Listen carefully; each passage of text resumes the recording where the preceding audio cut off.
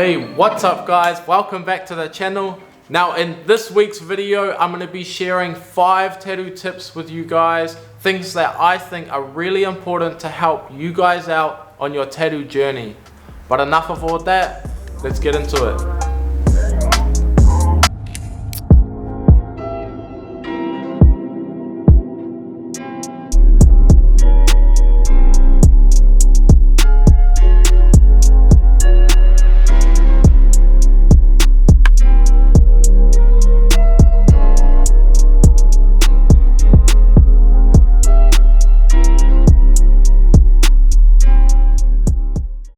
So the first tip I have for you guys is how to read your tattoo reference.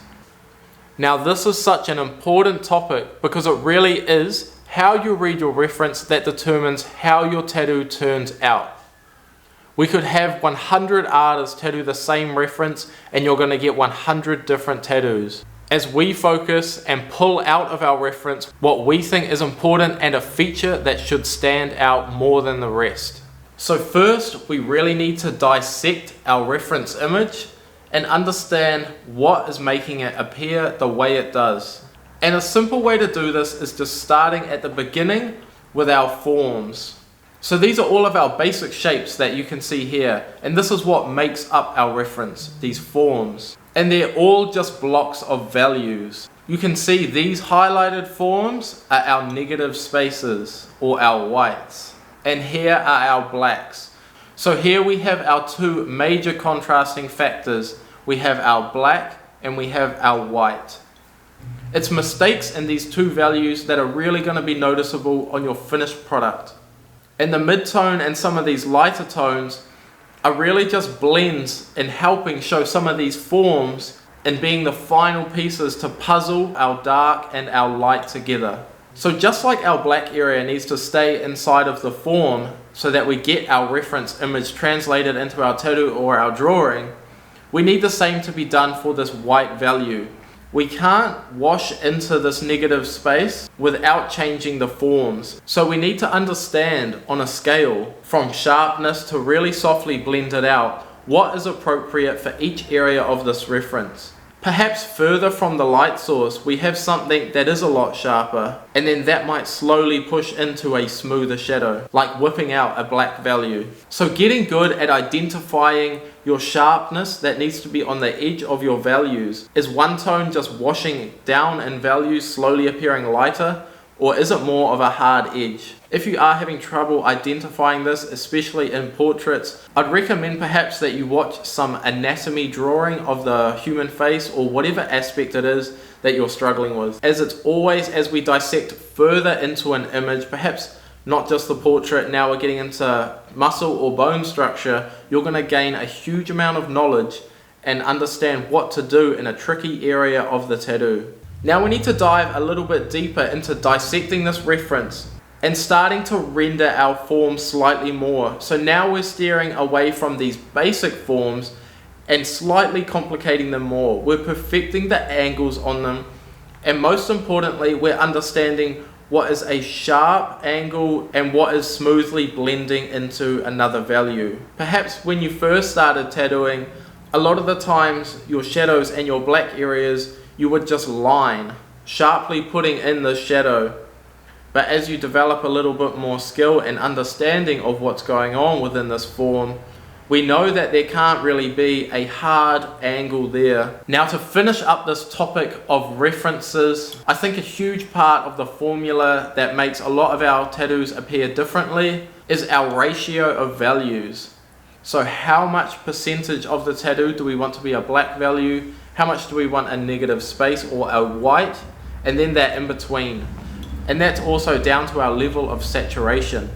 So it's kind of like the quantity of ingredients that we're putting in to get this finished result. Now that's going to vary between every artist. I don't really think that there's a wrong or right way to do it, but I think that the healed result is going to tell you. Or different areas that are maybe a little bit trickier for healing, we want a little bit more pigment there to really anchor the tattoo. So we really want a lot of black values, negative space, perhaps more contrast, and less of these muddier midtones. And in saying that, my personal preference would be quite a bit of black and darker tones, as I do really like to fully saturate the tattoo. So I don't use much white, as there's not a lot of high white that appears in nature and real life situations. I want to create that really natural and soft, realistic portrait kind of style. If I overuse my white, then it stops being as effective in areas like the eyes and the mouth as well, that you'll see that I'll usually put that in. Now for our second topic, let's talk a little bit about needle selection. With so much variety out there, we really are spoiled for choice. In between different brands, you always get a slight variation with the same needle groupings, and there is so many different needle configurations for us to choose from. Now my personal opinion is that it's not about what needle can really fit in the area or the biggest for that area. It's always about the look that is right for this part of the tattoo. Do I want this to be really sharp, giving me hard edges or a grainy look? Or do I want something a lot softer, giving me more of a blurry look naturally, and some softer textures as well, perhaps on less harsh areas of the tattoo, or especially if there's a texture that I need to create. So although it's always good to be really productive in your tattoo session and using these larger groupings that can perhaps saturate more or just cover a larger area at once, it's always really important to see what needle is best for your reference. And my visualization on that, here we can see in comparison a portrait of an old man next to a lady. So we can really see the amount of contrast here in between the two images. With the female portrait, we have everything looking really soft. We're getting a lot of a smoother look, even in areas like the eyelids and the lips. All these aspects are still put in really soft. Now when we look at this portrait up close of the old man, there's a lot more harsher lines, especially around our eyes. Now some of these forms can be made still with your round mags, but it is typically the round liners and round shaders that will naturally want to create this look for you. I always find the round liners are really fun to work with and so contrasting for the smooth look that I often like to do. So with a fast hand speed, we can create a little bit more noise in this area visually, making that gravel-like texture with a round liner that's kind of, I'd say, under a 7 round liner, or a round shader around the same. With a fast hand speed, we can achieve that right look. Or if you want to slow things down a little bit and create more of these rounder shapes, we can just drop down in value and do that quite easily with the round shader. So for a basic visualization on how to identify what needle to use, we can see on a scale here, for smoother forms, values and textures, we have our mags 13 to 23. Now you can see on a scale here for our smooth values and forms and textures, we have needles like the 13 and 23 curved mags. And then if we want something that's going to create a little bit more texture or a unique needle that we can use, it's kind of our flats. They're a little bit scratchier with the edges, creating really sharp forms, and also can be good for naturally creating some of these unique textures where you might want to randomly put in a few lines with a mag drag every so often as well. Then leading down to our really harsh forms, we go into things like round shaders and then onto round liners, which are giving us our crispest and harshest edge on our forms. So there's a rough idea on identifying which needle is going to be best. Where is what you're trying to create in your tattoo sitting on this scale? Is it a soft form or is it really harsh? Now obviously there's tips and tricks and techniques that are going to allow you to use needles to kind of jump around on this scale as well, but this is just a brief idea on identifying these steps if that's something that you're struggling with. Now for my third tip, I want to talk a little bit about pursuing a style. Now although we can browse other tattoo styles and bring some of these aspects into our own work, creating something more original, I think we need to have a visual idea of what we're trying to achieve, because it's every step done well that makes a great tattoo. It's really easy to create a mess of ideas in your head of what is good. We can't just fill an oven with ingredients of all these things we like. There's a formula to everything. And I really think that a perfect tattoo is just the same as a perfect recipe, where there's an equal balance of knowledge and style. Especially now, we're really in the time where there's so much influence I can't really pick up my phone without seeing 5 different great tattoos, but they're all different. I can't pull the background from this idea, the portrait from the other, and mash it up. It's just not going to work well. So I need to create almost like a vision board of what is this end goal I'm trying to create. That way it's always clear what I'm trying to do with my background and what I'm trying to achieve in the foreground. How much flow and what style of flow do I want to apply into my designs?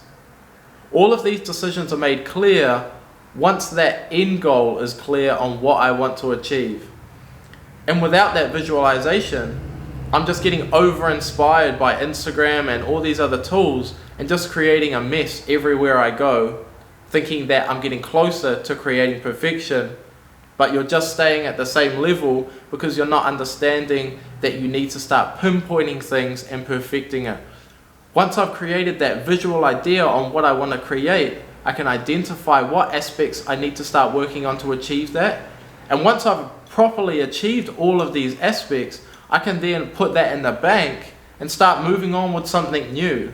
So I really would recommend to maybe print out some tattoos that either you've done or other artists have done. Now, don't heavily copy people's designs, but just understand, start dissecting what they're doing.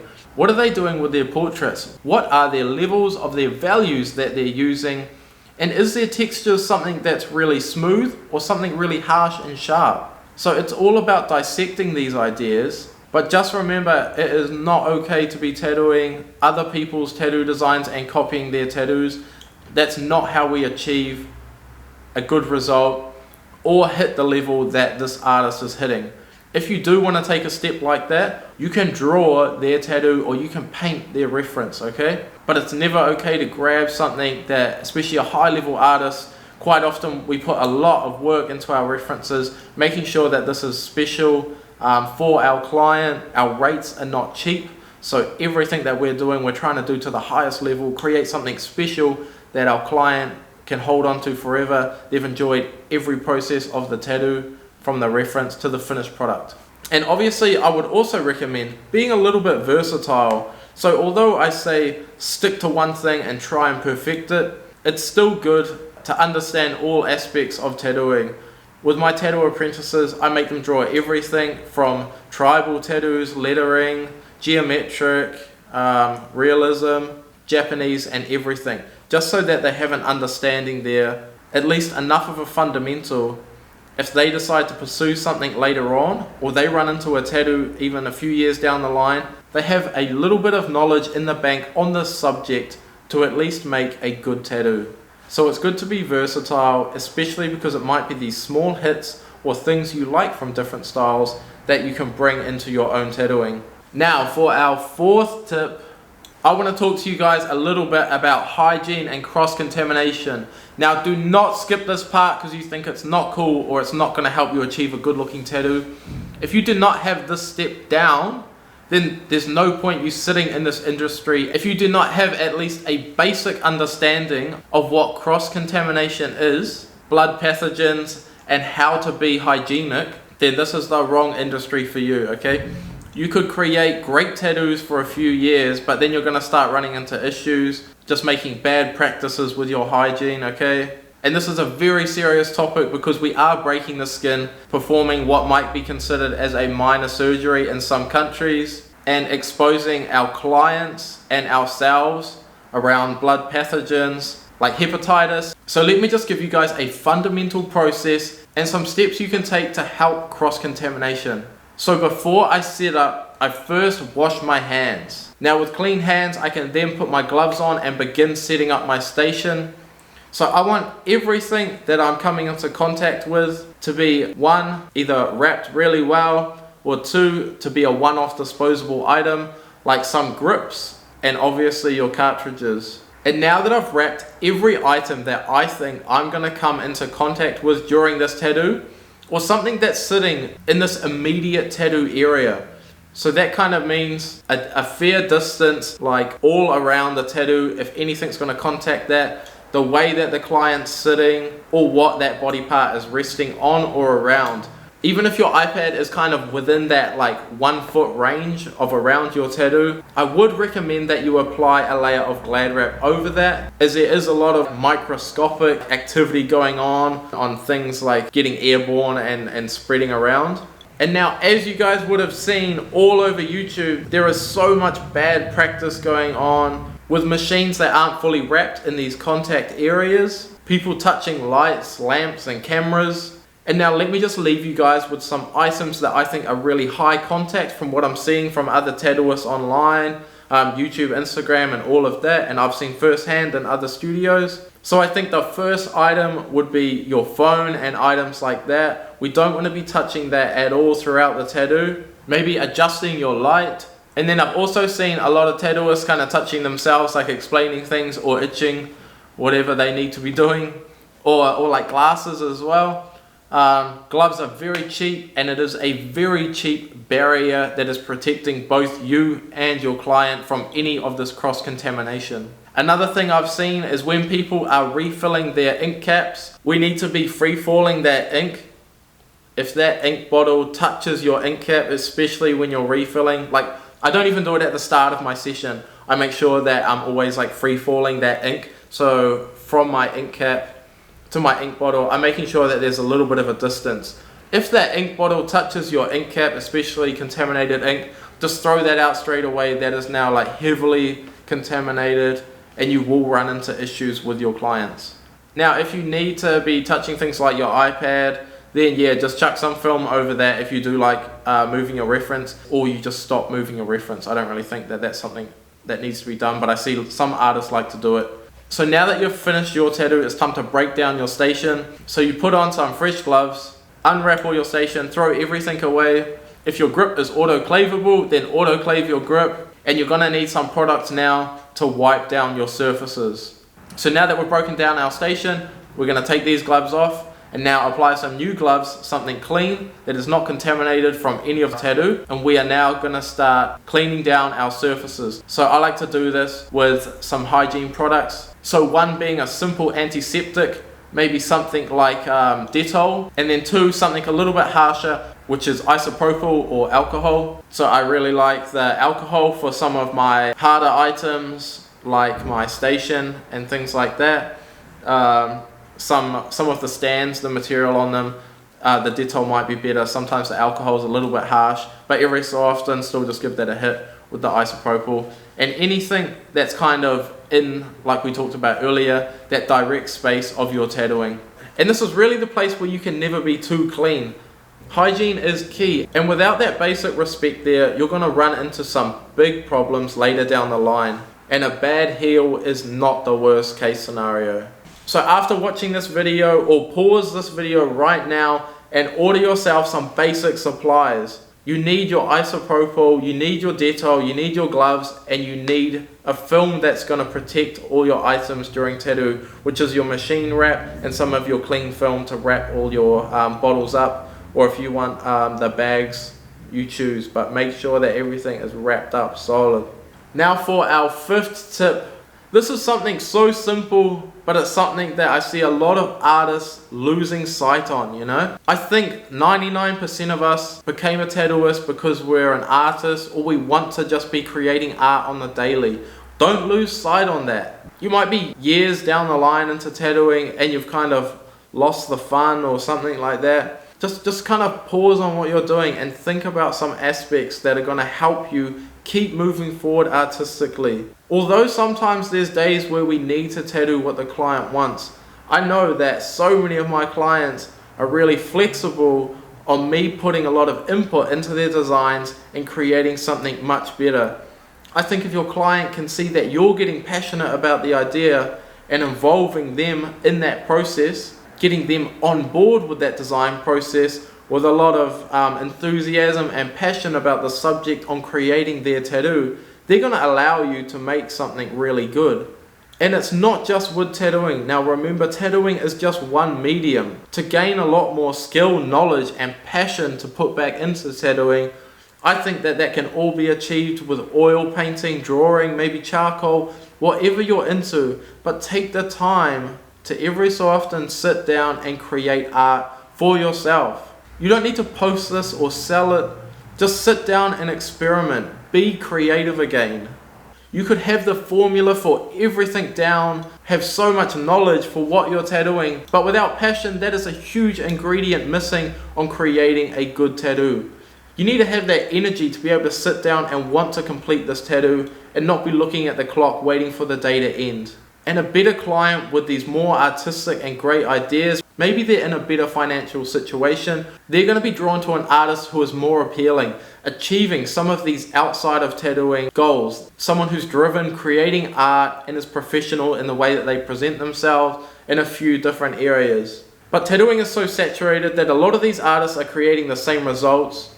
And maybe it's some people that are pouring more into being creative with their marketing or creative with their art. If someone's posting up some really good paintings, but everyone's tattoos are looking the same, there's one person who's standing out in some area. So not only is painting or drawing going to help you be a better artist, gaining more knowledge, you're also now going to become more appealing to a wider range of clientele and perhaps a better clientele. And if you are passionate about improving in this area of being more creative and putting more passion into your art, gaining more knowledge, that is perfect timing, because next Saturday I'm going to be releasing a video on an oil painting seminar that I held for some of the boys here, giving you guys some fundamental knowledge to be able to approach an oil painting yourself and achieve a good end result. I'm hopefully going to remove some of the fear on jumping into oil painting that you guys might have and simplify things down so that it's easy to just move forward with creating a good product. And it's really obvious, if you're a great artist, your tattoos are going to look better. You've spent more time experimenting and gaining knowledge to apply into your tattooing. If you spend even 10 hours painting, you're now going to gain a lot of knowledge that a whole bunch of tattooists don't have, allowing you to step up to this next tier of tattooing. Thank you guys for making it to the end of the video. I hope that you guys found all of those tips really useful and can apply them into your own tattooing. Make sure that you're subscribed to the channel, that you like the video, and get involved in the comments down below on letting me know which video you would like me to make next. I'll see you guys in the next video.